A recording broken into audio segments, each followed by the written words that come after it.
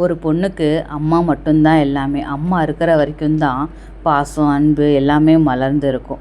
அதே அம்மா இல்லை அப்படிங்கிறப்ப 1000 பேர் 1000 யானை பலத்தோட நம்பிக்கையோட நான் இருக்கேன் அப்படின்னு சொன்னாலுமே அது எதுவுமே சுக்குநூறு ஆகி போயிடும் எல்லாமே.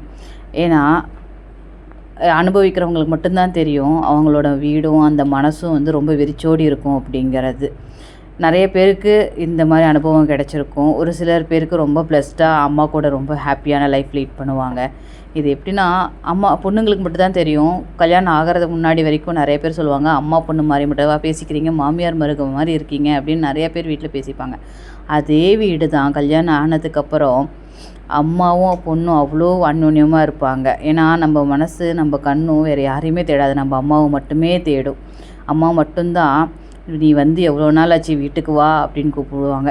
அம்மா மட்டும்தான் லீவு விட்டுதோ இல்லையோ நம்ம ஃப்ரீயாக இருக்கோம் அப்படிங்கிறது தெரிஞ்சுதான் போடுவாருன்னு எப்போ வீட்டுக்கு வர அப்படிங்கிறதும் கேட்பாங்க.